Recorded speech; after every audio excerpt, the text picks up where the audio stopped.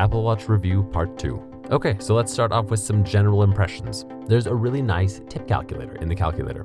I like that because I hate calculating my tips. I really love how my watch assists with unlocking everything, especially how it unlocks my phone even when I'm using a mask. Frankly, I would really love to have the option of making my phone unlock without Face ID if it's close enough to my watch. I would also really like to be able to customize the things for which this works. One example being that maybe my journal would be able to unlock in the same way that my laptop does when I open it. Another thing I like is how it automatically puts Spotify on my wrist when I'm using it. Apple does this with a lot of apps when it's applicable. While we're talking about Spotify, etc., I was delighted to find out that you can Shazam stuff on your phone using your watch. It's so nice. This might be weird, but sometimes I want to know what music is playing in the background of the video that I'm watching, and my watch is great for this. Side note that I do kind of wish Apple would allow Siri to process and analyze the music that's coming out of the iPhone as well, as this would kind of solve the problem. I'm kind of blown away that Apple had the audacity to ship a USB-A charger. Like, what the fuck?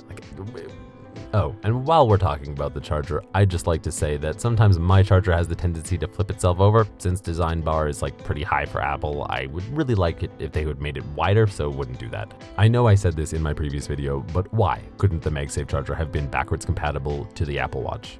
Or vice versa, or something. On the note of alarms, one morning I woke up before my alarm and my watch noticed this and asked if I wanted to turn it off before it went off. That was really nice and honestly shows some really good thought going into the designs. Kudos. I think the only thing that I really deeply dislike about my watch is the battery. It kind of bugs me that Apple made some of the choices that it did. That said, I'll put out a video later about how to make your Apple Watch battery last longer. Ooh, having a watch means that notifications on my phone don't just instantly light up my screen, that I can feel a pulse and choose to look at my watch or not. Very handy. Especially for those not safe for work texts, if you know what I mean.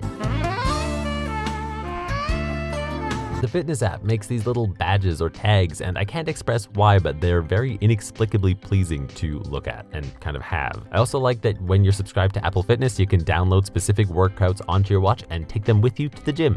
It's nice to be able to manually reorder the app layout. I would like, however, to see an option that allows it to just prioritize the apps that I use the most and pull those towards the center. Next, Audible. I tested it with Audible and I found it remarkably easy to use. I love the idea of being able to leave my phone and just go hiking with a good book on my wrist. On the note of audiobooks, you might be wondering, how many audiobooks/musics can I fit on my Apple Watch? The answer is a decent amount. The Series 6 and the SE have 32 gigabytes of storage, so basically you just bought yourself the little wrist iPod as well. On the note of syncing with my phone, I really like how I don't have to worry about whether or not it's synced up, because I did have this problem with my Fitbit. Also, the iPhone actually keeps a small backup of your watch on the phone, which means that if your watch were to be stolen or lost, you could just load it back up, and it's actually, I did it once. It was super easy. Something weird that I noticed when I was using my watch was that if you turn off Bluetooth in the control center, your watch will still remain connected. To fully turn off the Bluetooth, you need to go to settings. And that seems weird to me. Does that seem weird to anyone else? Something else I really love is complications. A great example of this would be this morning when I realized that my favorite watch face didn't have the day's date on it. Within about a minute, I was able to find a complication that fixed that. There are probably millions of different configurations, and frankly, at this level of customizability, I'm really happy to let Apple keep making the watch faces. I also like that I can have a subtle rainbow on my wrist,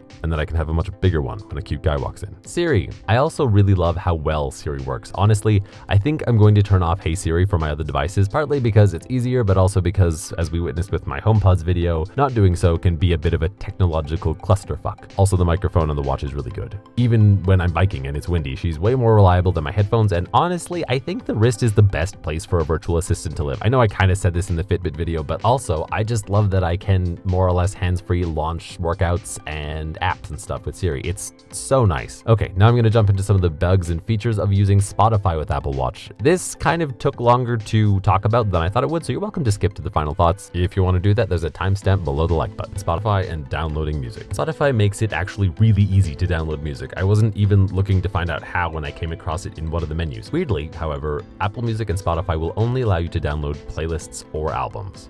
I can't download individual songs. Ultimately, however, none of this matters since I can't get Spotify to play downloaded music on my watch at all. I spent a decent amount of time on a number of different forums, and none of the fixes they recommended would work. It just refuses to do it. What's ironic to me about this is that this is a very similar problem to the one I had with Fitbit. The difference, of course, being that with the Apple Watch, I can normally just stream music through my watch, or I can download it with Apple Music. With the Fitbit, no matter what subscriptions I signed up for, no matter what I did, I could not get music to play on that thing. Something that bugs me about the watch app for Spotify and actually Apple Music too is that you can't pick a song from an album to play. You need to play the album and then you swipe right to see the specific songs. Being able to stream Spotify on my watch is nice, and it means I don't have to carry my phone if I have Wi-Fi or a cell connection. It's especially nice if I'm watching a workout video on YouTube and I want some different music. Having said that, again, I'm a little bummed out that I can't just load up my watch with Spotify music and then wander off into the wilderness. It is, however, like I said, really easy to download music using the Apple Music app, even if you haven't bought that music from Apple.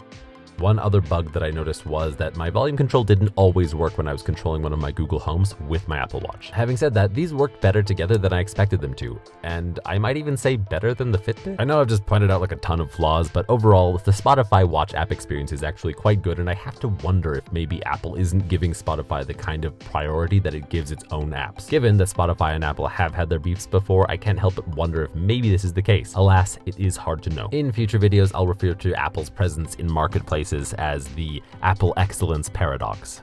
Here's the bottom line. This is easily the best wearable that I've used to date. You might argue that this is just because I'm using an Apple product with Apple products, but to those people, I would say that Google has owned Fitbit for a little while now, and they have almost as much creative control as Apple does. Additionally, the user interface doesn't change based on the device you're using. Above and beyond that, however, where Fitbit's UI felt somewhat confused and maybe a little clunky and poorly developed, this interface makes sense. It is strikingly functional, and what's more, it has the processing power to deliver on the functionalities it has to offer. The inability to multitask effectively was something that I really didn't like about the Fitbit. Regarding price, I am shocked to say that even for a cheap guy like me, Apple has Fitbit beat. The SE version of this watch only costs about $80 more than the Fitbit Sense, has more storage, is faster, and is just an enormously better experience overall. No one in the right mind who owns an iPhone should be wearing a Fitbit instead of an Apple Watch, in my opinion. Ultimately, there is no question in my mind. If you want a great wearable at an average market price, get an Apple Watch. For now, at least, it's a clear winner. Okay, so those are my thoughts on the Apple Watch Series 6